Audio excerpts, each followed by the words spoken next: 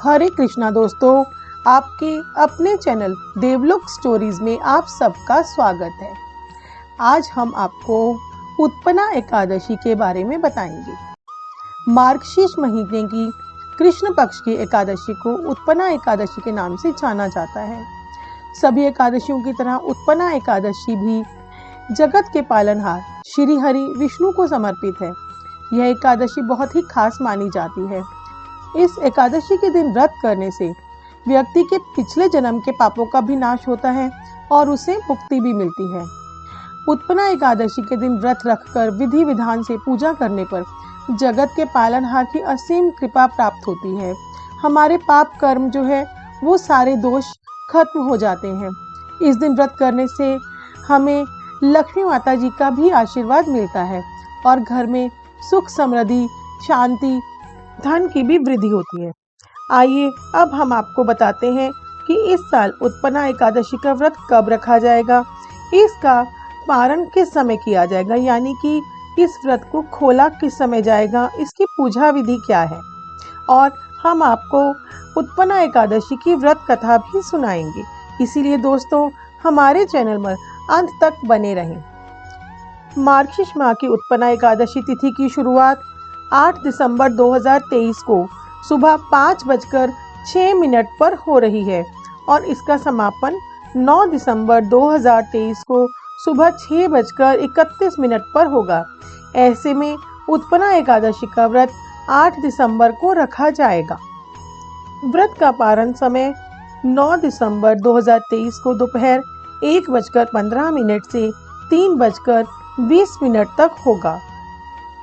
शास्त्रों के अनुसार एकादशी व्रत का पारण द्वादशी तिथि के समाप्त होने से पहले कर लेना चाहिए। यदि तिथियों की घटबढ़ के कारण द्वादशी तिथि सूर्योदय से पूर्व ही समाप्त हो गई हो तो ऐसी स्थिति में भी पारण सूर्योदय के बाद ही करना चाहिए। द्वादशी तिथि के भीतर पारण न करना पाप के समान होता है। एकादशी व्रत का पारण हरिवासर के दौरान भी नहीं किया जाता। द्वादशी तिथि की पहली 1/4 अवधि को हरिवासर कहा जाता है। एकादशी व्रत का पारण हरिवासर के दौरान नहीं करना चाहिए, अर्थात द्वादशी तिथि की प्रथम चौथाई अवधि बीत जाए उसके बाद ही पारण किया जा सकता है। पंचांग में प्रत्येक तिथि की पूर्ण अवधि लिखी जाती है। उसके 4 भाग करके प्रथम भाग जितना समय बीत जाने के बाद ही पारण करना चाहिए। आइए अब हम आपको उत्पन्ना एकादशी की व्रत की विधि भी बता देते हैं। उत्पन्ना एकादशी के दिन सुबह उठकर व्रत का संकल्प कर शुद्ध जल से स्नान करें। इसके बाद धूप दीप नैवेद्य आदि 16 सामग्री से भगवान विष्णु की पूजा और रात को दीपदान करना चाहिए। इस एकादशी पर रात में भगवान विष्णु का भजन कीर्तन करना चाहिए। व्रत की समाप्ति पर श्री हरि विष्णु से अनजाने में हुई भूल या पाप के लिए क्षमा मांगनी चाहिए। अगले दिन यानी द्वादशी तिथि पर पुनः भगवान श्री कृष्ण की पूजा कर ब्राह्मण को भोजन कराना चाहिए। भोजन के बाद ब्राह्मण को क्षमता के अनुसार दान देकर विदा करना चाहिए। उत्पन्ना एकादशी व्रत कथा। सूत जी बोले, हे ऋषियों, इस व्रत का वृतांत और उत्पत्ति प्राचीन काल में भगवान कृष्ण ने अपने परम भक्त युधिष्ठिर से कही थी। वही सब मैं तुमसे कहता हूँ। एक समय युधिष्ठिर ने भगवान श्री कृष्ण से पूछा, हे भगवान, एकादशी का व्रत किस विधि से किया जाता है और उसका क्या फल प्राप्त होता है? उपवास के दिन जो क्रिया की जाती है आप कृपया करके सब मुझसे विस्तार पूर्वक कहिए। यह सुनकर श्री कृष्ण जी कहने लगे कि हे युधिष्ठिर, मैं एकादशी के व्रत का महात्मा तुमसे कहता हूँ, तुम एकाग्रचित होकर सुनो। सर्वप्रथम हेमंत ऋतु में मार्गशीर्ष कृष्णा एकादशी से इस व्रत को आरंभ करना चाहिए। दशमी को सायंकाल में भोजन करके अच्छी तरह से दातून आदि करें, जिससे अन्न का कोई अंश मुंह में न रह पाए। रात्रि को भोजन कदापि ना करें, अधिक ना बोलें। एकादशी के दिन प्रातः 4 बजे उठकर सबसे पहले व्रत का संकल्प करें, जिसकी विधि इस प्रकार है। अमुक संवत्सरे सम्मत का नाम लें। मार्गशीर्ष मासे कृष्ण पक्षे पुण्य पर्वणि एकादशी तिथो अमुक वासरे यानी वार का नाम लें। अमुक गोत्रोत्पन्ने अहम, अपने गोत्र का नाम लें। अमुक नामनो अहम, अपने नाम का उच्चारण करके ब्राह्मण हो तो शर्माहम क्षत्रिय हो तो वर्माहम, वैश्य हो तो गुप्तोहम और शूद्र हो तो दासोहम कहें। सकल जन्म जन्मांतर तार्जित यानी पापानि तेषाम शमनार्थम एकादशी व्रत महम करिष्यते। इसके पश्चात शौच आदि से निर्वृत होकर नदी, तालाब, बावड़ी या कुएं पर जाकर मिट्टी आदि लगाकर इस मंत्र को पढ़ता हुआ अश्वक्रांते, रथक्रांते, विष्णुक्रांते, वसुंधरे, उद्धतापी, वरोहेन, कृष्णेन, शतबाहुना, मृत्तिके हर में पापम यन्मया पूर्व संचितम त्वया हतेन पापेन गच्छामि परमाम गतिमम। शुद्ध जल से स्नान करें। व्रत करने वाला चोर, पाखंडी, पर स्त्रीगामी, निंदक, मिथ्याभाषी तथा किसी प्रकार के पापी मनुष्य से बात ना करें। स्नान के पश्चात धूप, दीप, नैवेद्य आदि 16 चीजों से भगवान का पूजन करें और रात को दीपदान करें। ये सब कर्म भक्ति और श्रद्धा युक्त होकर करें। रात्रि को सोना व प्रसंग नहीं करना चाहिए। सारी रात्रि भजन कीर्तन आदि करना चाहिए और जो कुछ पहले जाने अनजाने में पाप किए हों उनकी क्षमा मांगनी चाहिए। धर्मात्मा पुरुषों को कृष्ण पक्ष तथा शुक्ल पक्ष दोनों एकादशियों को समान समझना चाहिए। जो मनुष्य ऊपर लिखी विधि के अनुसार एकादशी का व्रत करते हैं उन्हें शंखोद्वार तीर्थ में स्नान करके भगवान के दर्शन करने से जो फल प्राप्त होता है वह एकादशी व्रत के 16वें भाग के भी समान नहीं है। व्यतीत पात के दिन दान देने का लाखों यज्ञ का फल प्राप्त होता है।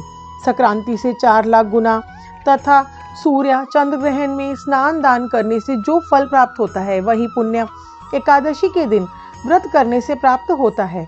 अश्वमेध यज्ञ के करने से 100 गुना तथा 1 लाख तपस्वियों को 60 वर्ष तक भोजन कराने से 10 गुना, 10 ब्राह्मणों अथवा 100 ब्रह्मचारियों को भोजन कराने से 1000 गुना पुण्य भूमि दान करने से होता है।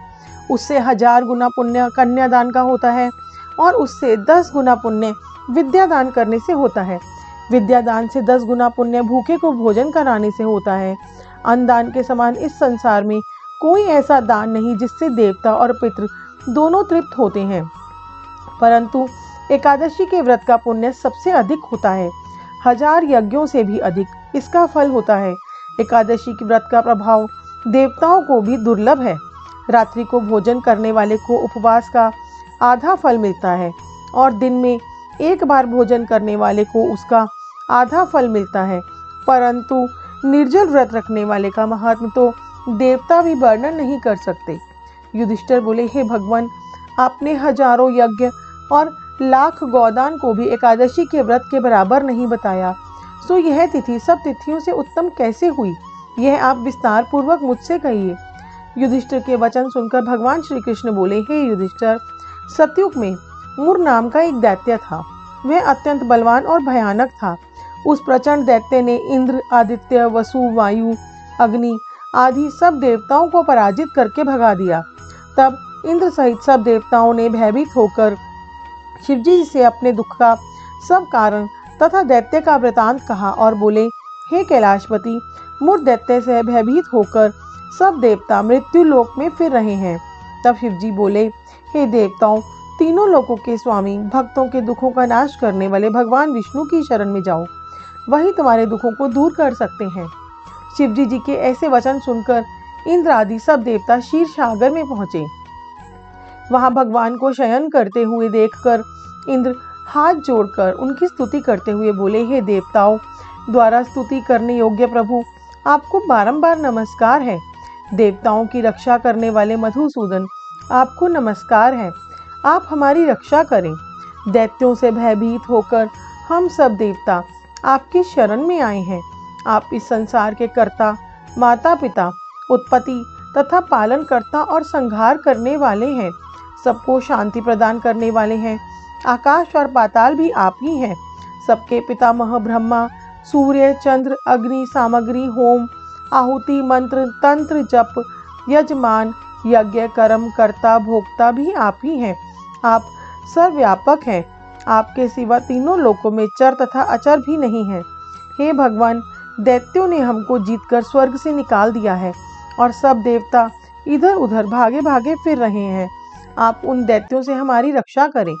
इंद्र के ऐसे वचन सुनकर भगवान विष्णु बोले, हे इंद्र, ऐसा मायावी दैत्य कौन है जिसने सब देवताओं को जीत लिया है? उसका क्या नाम है? उसमें कितना बल है और किसके आश्रय है तथा उसका स्थान कहाँ है? यह सब मुझसे विस्तार पूर्वक कहो। भगवान के ऐसे वचन सुनकर इंद्र बोले, हे सर्वव्यापी भगवान, प्राचीन समय में चंद्रावती नगरी में नाड़ीजंग नाम का एक राक्षस था। उसी के महापराक्रमी और लोक विख्यात मुर नाम के पुत्र ने सब देवताओं को स्वर्ग से निकालकर वहां अपना अधिकार कर लिया। वह इंद्र, अग्नि, वरुण, यम, वायु, ईश, चंद्रमा, नैरत आदि सबके स्थान पर अधिकार करके और सूर्य बनकर आप ही प्रकाश करता है। वह स्वयं मेघ बन बैठा है और सबसे अजय है। हे असुर निकंदन, उस दुष्ट को मारकर देवताओं को निर्भय बनाइए। इंद्र के ऐसे वचन सुनकर भगवान विष्णु बोले, हे देवताओं, मैं शीघ्र ही तुम्हारे शत्रु का संहार करूंगा। तुम चंद्रावती नगरी को जाओ। इस प्रकार कहकर भगवान सहित सब देवताओं ने चंद्रावती नगरी की ओर प्रस्थान किया। उस समय दैत्यपति मुर दैत्य सेना सहित युद्ध भूमि में गरज रहा था। उस बलवान असुर की गर्जना सुनकर सब देवता भय के मारे चारों दिशाओं में भागने लगे। जब स्वयं भगवान विष्णु रणभूमि में आए तो दैत्य उनको भी देखकर अनेक प्रकार के अस्त्र शस्त्र तथा आयुध लेकर दौड़े। भगवान ने उनको आता देखकर सर्प के समान अपने बाणों से उनके शरीरों को बींध डाला। अनेक दैत्य उनके हाथों से मारे गए, लेकिन एक मुर ही जीवित बचा रहा। वह अविचल भाव से भगवान के साथ युद्ध करता रहा। भगवान जो भी तीक्ष्ण बाण उसके शरीर पे मारते, वह उसके लिए पुष्पों के समान हो जाते। शास्त्रों के प्रहार से उसका शरीर छिन्न भिन्न हो गया, परंतु वह फिर भी युद्ध करता ही रहा। अब वे आपस में मल युद्ध करने लगे और 10,000 वर्ष तक उनका मल युद्ध होता रहा, परंतु वह दैत्य भगवान से पराजित न हुआ। तब भगवान विष्णु युद्ध से थककर बद्रिकाश्रम को चले गए और वहां पर एक हेमवती नाम की गुफा के उसमें विश्राम करने के लिए उसके अंदर प्रवेश कर गए। यह गुफा 12 योजन लंबी थी और उसमें ही द्वार था। भगवान वहां जाकर सो गए। वह दैत्य उनको सोया हुआ देखकर मारने के लिए उद्यत हुआ। वह अभी मारने का प्रयत्न ही कर रहा था कि उनके शरीर से एक अत्यंत प्रभावशाली सुंदर कन्या अस्त्र शस्त्र धारण किए हुए उत्पन्न हुई और दैत्य के सामने आकर युद्ध करने लगी। वह दैत्य उस बलवान कन्या को देख आश्चर्यान्वित होकर उसके साथ युद्ध करने लगा। उस कन्या के ऐसे भयानक पराक्रम को देखकर दैत्य विचारने लगा कि इस कन्या को किसने बनाया है जो ऐसा भयानक युद्ध कर रही है। वह ऐसा विचार कर ही रहा था कि उस महादेवी ने उस बलवान दैत्य के रथ को चूर चूर कर दिया तथा उसके अस्त्र शस्त्रों को काटकर टुकड़े टुकड़े कर दिए।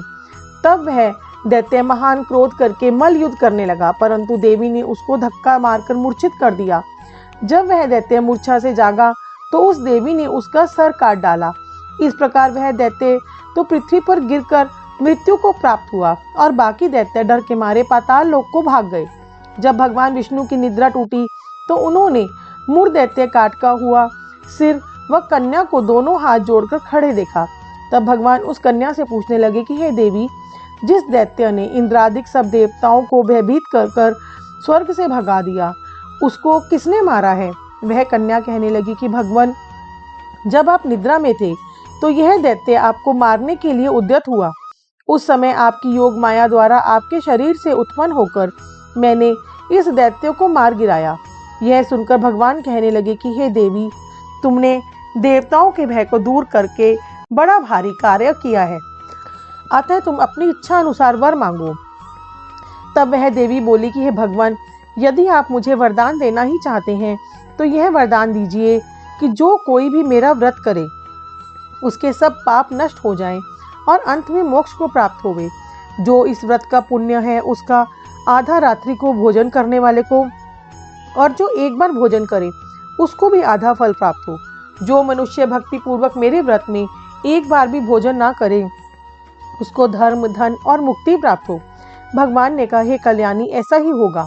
मेरे और तुम्हारे भक्त एक ही होंगे और वे अंत में मोक्ष को प्राप्त होकर मेरे लोक को जाएंगे। क्योंकि तुम एकादशी को उत्पन्न हुई हो, अतः तुम्हारा नाम एकादशी ही होगा। तुम मुझे सब तिथियों से प्रिय हो, इस कारण तुम्हारे व्रत का फल सब तीर्थों से अधिक फल देने वाला होगा। ऐसा कहकर भगवान अंतर्ध्यान हो गए और प्रभु के उत्तम वचनों को सुनकर एकादशी अत्यंत प्रसन्न हुई। भगवान श्री कृष्ण कहते हैं कि हे युधिष्ठिर, सब तीर्थों के फल से एकादशी व्रत का फल सर्वश्रेष्ठ है। एकादशी व्रत करने वाले को मैं मोक्ष पद देता हूँ, उसके शत्रुओं का नाश एवं समस्त विघ्नों को दूर करता हूँ। यह मैंने तुमको एकादशी की उत्पत्ति का सब वृतांत बतलाया है। एकादशी पापों को नष्ट करने वाली तथा सिद्धि को देने वाली है। उत्तम पुरुषों को दोनों पक्ष की एकादशियों को समान ही मानना चाहिए, कोई भेदभाव नहीं समझना चाहिए। जो मनुष्य इस एकादशी के महत्व को पढ़ता अथवा सुनता है, उसको अश्वमेध यज्ञ का फल प्राप्त होता है। वह करोड़ों वर्ष तक विष्णु लोक में वास करता है, वहां भी उसका पूजन होता है। जो मनुष्य एकादशी महात्म्य के चौथे भाग को पढ़ता है, उसके भी अनेक पाप नष्ट हो जाते हैं। विष्णु धर्म के बराबर दूसरा कोई धर्म नहीं और एकादशी व्रत के समान कोई दूसरा व्रत नहीं। एकादशी महात्म्य का अध्याय संपूर्ण हुआ। दोस्तों, आपको ये वीडियो कैसी लगी हमें कमेंट करके ज़रूर बताएं। दोस्तों, आपके और हमारे बीच में कमेंट ही एक साधन है जिससे कि हम ये जान सकते हैं कि आपको हमारी वीडियोस कैसी लग रही हैं। अगर उसमें कुछ इम्प्रूवमेंट करनी है, कुछ सजेशंस हैं आपके, तो वो सब भी आप हमें कमेंट करके बता सकते हैं। आप और जो भी कथा या कहानियाँ सुनना चाहते हैं, वो भी आप हमें कमेंट बॉक्स में सजेस्ट कर सकते हैं। ऐसी ही कहानियाँ, कथाएं और फैक्ट्स हम आपके लिए समय समय पर लाते जाएंगे। आप हमारे चैनल को सब्सक्राइब कीजिए और बेल आइकन को प्रेस कीजिए ताकि जैसे ही हम कोई भी वीडियो अपलोड करें, आपके पास तुरंत ही उसका नोटिफिकेशन आ जाए। हमें इतना प्यार और सहयोग देने के लिए आप सबका बहुत बहुत धन्यवाद।